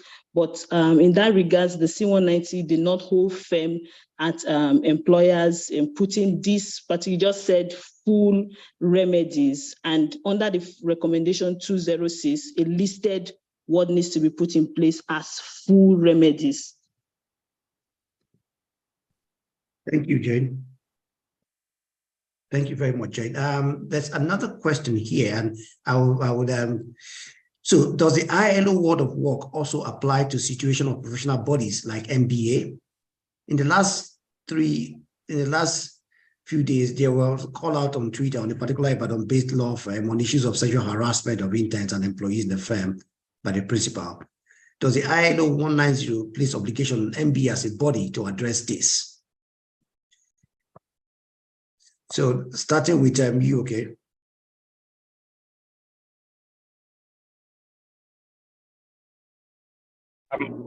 So thank you. I think I made reference to that matter before now, and I'll still preface my answer by saying that matter is still in the realm of allegation now. Yeah. And the branch of the NBA, I understand, has taken it up to gather more facts and decide whether there's merit to it or not. Now, I think the obligation that the convention places on employers will only affect NBA as far as its own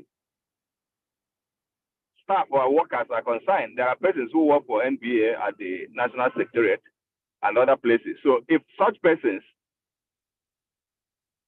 such persons, NBA will owe an obligation as like an employer.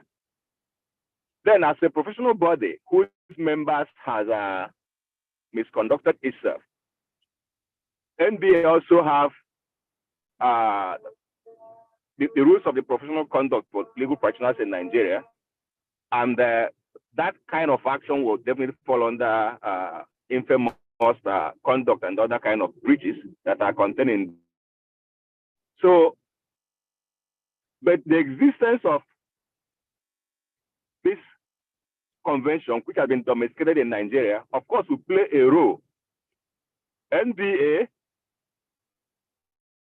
particularly as the body of legal practitioners in Nigeria, cannot to an infringement of an existing body of law that ought or is applicable in Nigeria, at least subject to the interpretation of the National Industrial Court. So NBA, I would say that the obligation that is on NBA is not necessarily that would have been on an employer, because the relationship between lawyers employed in a law firm who are harassed by their employers and NBA is not that of an employer-employee situation.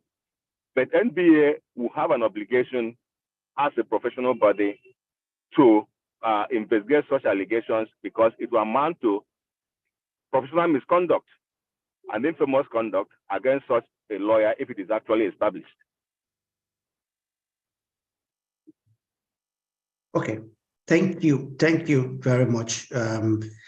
Okay, so this, I think we're almost out of time, but we'll just take one or two more questions and then we'll close.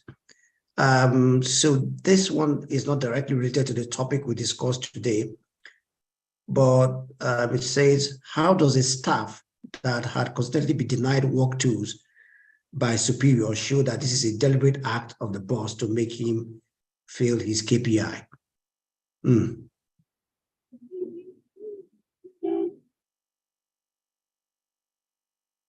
So it deliberately okay, I see your hand up. You want to go on to that? Yeah, go on. No, I wanted to get the last part of the comment. It cut off at my end. Okay, it says, how does a staff that had consistently been denied work tools by their superior show that this is a deliberate act of the boss to make him or her fail his or her KPI? Okay, I think it is more in the, it is a fundamental breach of the contract of employment for an employer to fail to provide required work tools or to provide work at all for an employee. So cases where such has been established, it could form a basis for constructive dismissal, because it is clearly an attempt to sabotage the work of the employee if it could be established. Now, if the employee now failed an appraiser, and the appraiser, it was obvious that deliberately the employee was not provided the work tools that will enable him to meet those appraisers, those KPIs. And as a result of that, the employee now was appraised examination. I'm very sure that the employee will have a remedy. In fact, there are decided cases by NIC where employees who were somewhat rendered unproductive or redundant by their employer have sought compensation, and the court have ruled in their favor. In one instance, a person was moved from an area where he or she has expertise and has worked overtime to an unrelated area which doesn't fall even under the job description for which she was employed.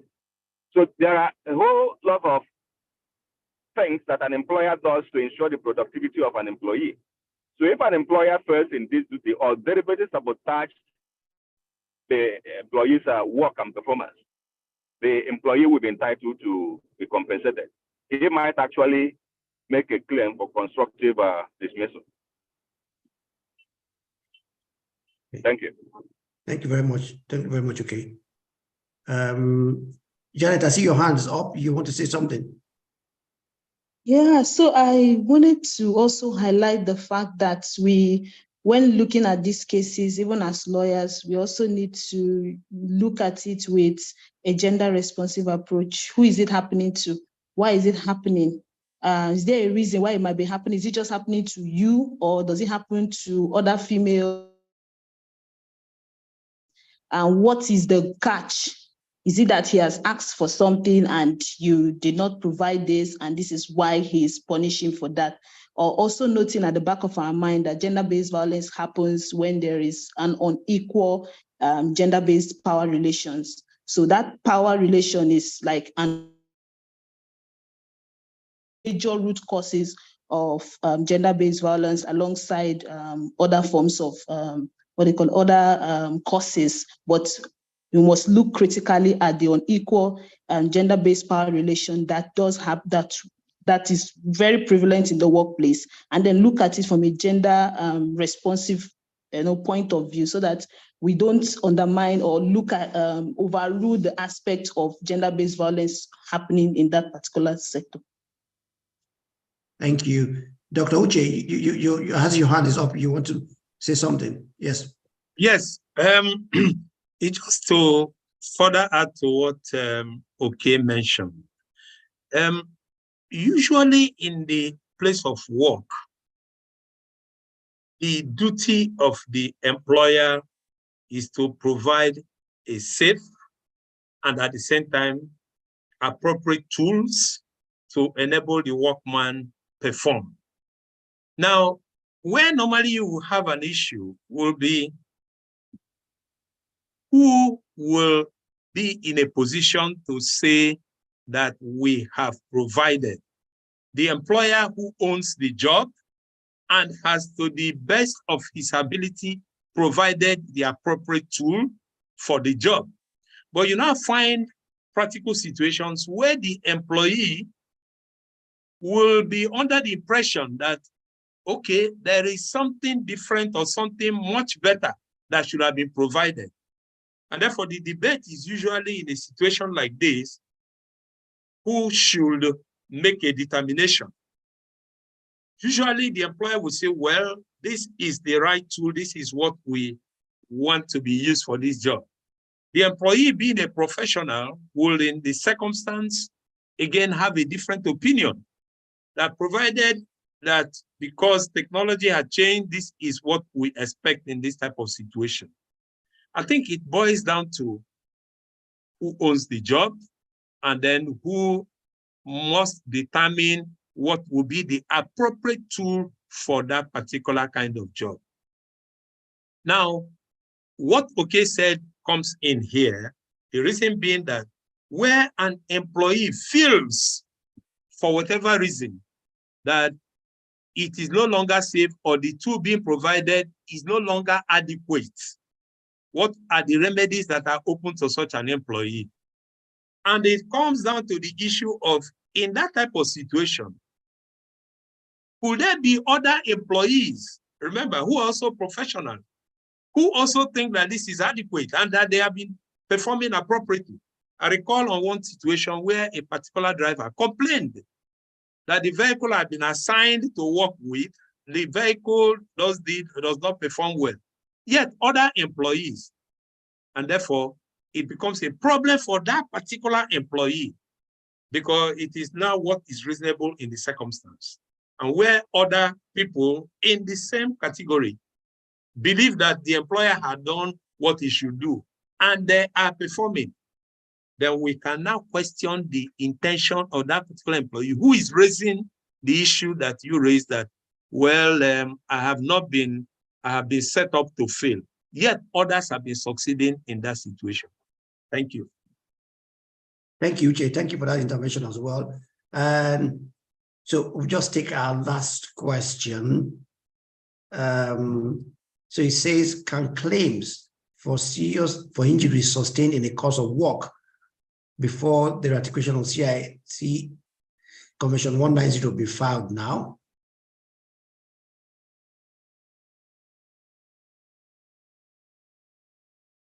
So anybody willing to take on that?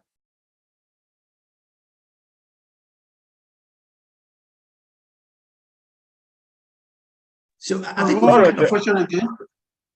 It says, can So what was the claims, question again? okay, so can claims for injuries sustained in the course of work before the ratification of Convention 190 be filed now?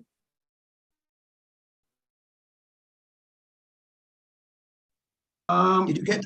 I think, yes, Hello, it depends on the limitation period. You can still file Okay. claims under torts guidelines, isn't it? You know, under the law of torts, you can still file claims for injury at work, depending on the statute of limitation, when the injury occurred and when you are proposing to file the claims. So you don't have to wait until the provisions of ILO, but you can also use tort rules to file claims against an employer where you suffered injury at work. But depending on how far it's been, so the person have to take note of the provisions of the statute of limitation in respect of that injury. All right. Thank you, Paul. Yes, Thank you. I agree completely. Okay. And I want to point out that even before the domestication, there are cases that have gone to NICN that we are determined on the principle of international best practices. Fantastic. So why the issue of procedural law, which has limitation, and the substantive law will come into play? I believe that there are, apart from the relying on the domestication itself, that there are precedents, decided cases to show that NIC would have found a way to deal with it under the principles of international best practices. Thank you. I just got a comment. Someone mentioned I needed to address it now, so we don't live in that light. Someone just mentioned that you can make a claim under the Workmen's Compensation Act. Let me point out that the Workmen's Compensation Act is no longer in force. That has been replaced by a no-fault law called the Employee Compensation Act. So if you must file a claim for injuries prior to injuries in the workplace, strictly saying that the workplace, which will include in the course of work or transport to work, you would then have to file under the Employee Compensation Act. The Employee Compensation Act creates two regimes of compensation. One, you can claim for compensation under the NICTF and under the fund, which is managed by the NSITF. But to do that, your employer must have contributed to that fund. The employee can, under Section 12 of that Act, elect to bring a claim, a civil claim for tort and liability under in the civil court. But however, you must show in that case that the employer owes you a duty of care and that the employer breached that duty of care and that there was no contributing negligence from your part. So we must move away from looking at workmen's compensation because it doesn't exist anymore. So the only other place you could have gone in would have been under Employee Compensation Act or under a civil claim.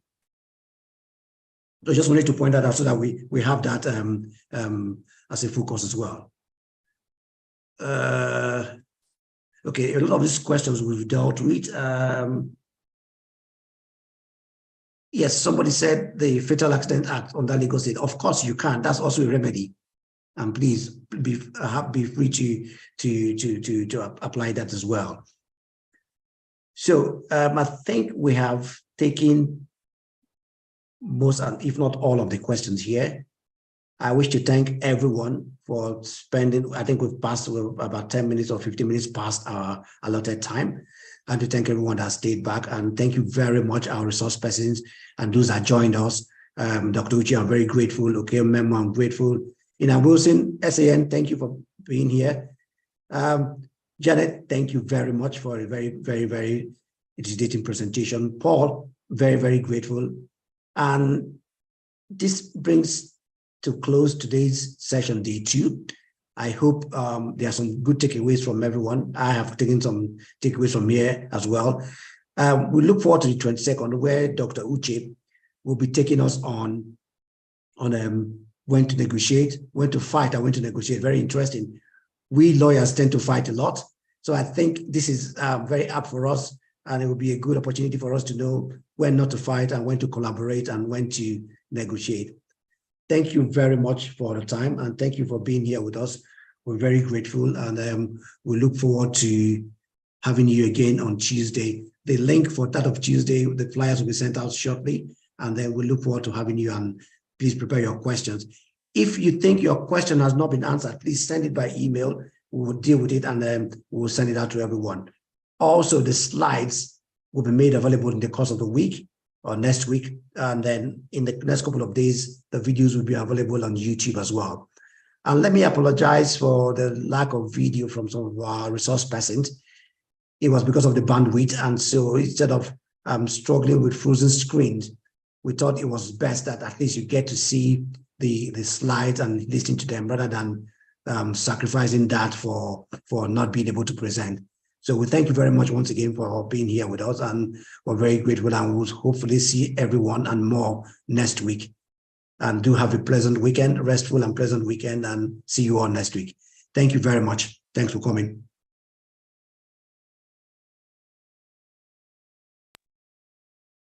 I mean, someone should say goodbye to me, though. Okay, thanks a lot for the fantastic session. Thank you, sir. Yeah, thank you, sir. Well done. Well controlled. Thank you so much. Thanks, Paul. Thanks, everyone.